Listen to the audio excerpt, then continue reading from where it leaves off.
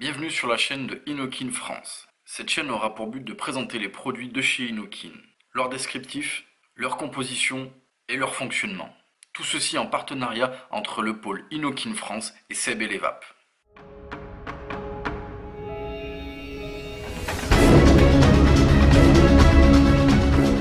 Découvrons aujourd'hui le kit e-test Chroma A en combo avec l'atomiseur Krios. C'est un kit qui est fait pour avoir une box, ma foi, assez petite mais performante, avec un atomiseur fait pour de la prise directe avec un petit peu de puissance. À l'intérieur du kit, nous retrouverons bien entendu l'Inokin i-Test Chroma A, l'atomiseur Krios avec une résistance déjà montée à l'intérieur à 0,65 ohms, préconisé entre 35 et 65 watts. Un tank Pyrex de remplacement pour l'atomiseur Krios, une résistance de remplacement pour l'atomiseur Krios, elle aussi à 0,65 ohms, un vape band estampillé Inokin, un sachet avec des joints de remplacement et ici on le voit un top cap pour pouvoir mettre un drip type 510 de son choix, un cordon de rechargement pour pouvoir recharger sa box, un dépliant d'avertissement sur la sécurité, un message de précaution quant à l'utilisation de la batterie, des autocollants Inokin et pour finir un dépliant qui est un Quick Start Guide pour nous expliquer brièvement comment fonctionne l'ato et la box. Commençons avec l'atomiseur Krios. L'atomiseur Krios mesure une hauteur de 42 mm pour un diamètre de 24 mm et une contenance de 4 ml. Il se compose d'un tank en Pyrex et d'une carcasse en inox. En haut de l'atomiseur Krios, on a un drip type qui n'est pas un drip type 510, il est conique et ici on pourra rajouter la sorte de top cap qu'on a vu dans le sachet tout à l'heure pour pouvoir mettre un drip type 510 de son choix. Nous avons ensuite le top cap que nous pourrons saisir et dévisser, ce qui va nous laisser apparaître deux orifices en forme de cyclope afin de pouvoir remplir l'atomiseur. À la base de l'ato, nous avons la connexion 510 et ici on le voit, on a une bague d'arrivée d'air avec 3 cyclopes. Nous pourrons bien entendu saisir la bague et la faire varier de gauche à droite afin de plus ou moins restreindre les arrivées d'air. Mais rappelez-vous, c'est un atomiseur qui est fait pour de la prise directe. Je pourrais bien entendu saisir cette base et la dévisser, ce qui va me sortir complètement la résistance. De l'autre côté, j'ai le tank en Pyrex et il me suffira de pousser comme ceci pour le désolidariser du top cap, effectuer un nettoyage complet ou son changement. Et de l'autre côté, on le voit, j'ai la résistance. Je vais pouvoir la saisir comme ceci et la dévisser pour effectuer son changement.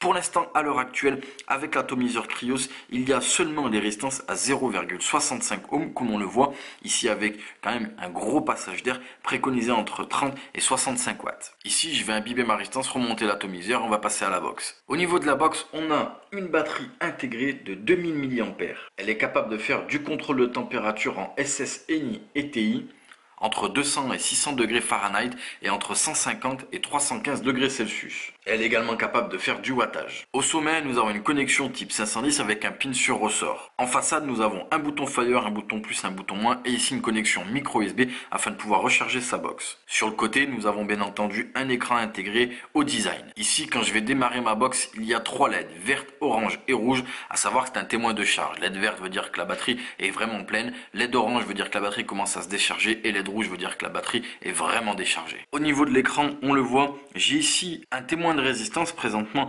0, enfin en tout cas il y a des traits car il n'y a aucun atomiseur monté dessus.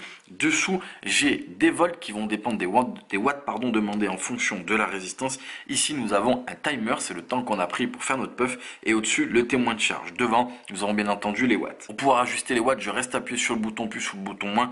Les watts se mettent à clignoter et comme ceci, je vais pouvoir bien entendu régler mes watts. Ici, je vais appuyer box allumée sur le bouton plus et le bouton moins en même temps. On le voit, ça m'affiche un compteur de puff. Ici, la résistance. Et ici, ce qui me reste en termes de charge dans ma batterie, en termes de tension. Si je reste appuyé, ça va tout simplement changer l'orientation de l'écran en fonction si nous sommes gaucher ou droitier. À savoir que la batterie peut envoyer entre 6 et 75 watts. Ici, je vais appuyer sur le bouton Fire et le bouton plus en même temps.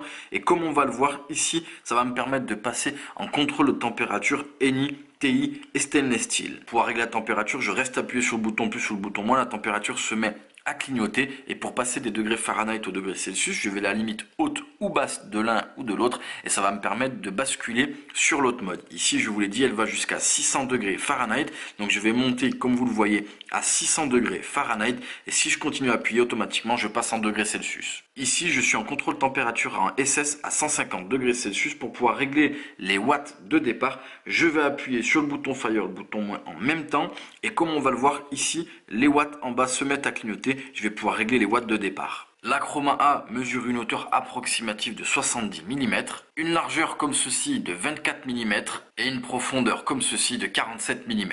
Nous allons maintenant monter l'atomiseur Krios et nous allons tester. Quand vous allez monter un atomiseur sur la box, il va vous demander tout simplement si c'est le même coil, si c'est un coil en NI, TI, SS ou si vous voulez tout simplement en mode wattage. Ici, c'est un nouveau coil, ce n'est pas le même et je vais être en mode watt. Ici, on se retrouve avec la box Chroma A surmontée de l'atomiseur Krios. J'ai rempli l'atto, on a attendu un petit peu que la résistance soit correctement imbibée. Je suis avec un liquide fort en VG, mais bon, pour le coup, les résistances sont faites pour. On est sur un tirage direct avec de grosses arrivées de liquide. La résistance est à 0,65 ohms.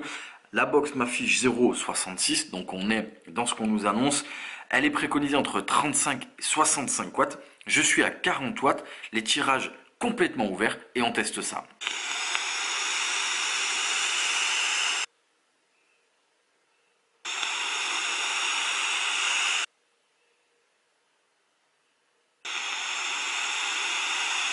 Vous l'avez vu, ça fonctionne très bien. Il y a une grosse vapeur.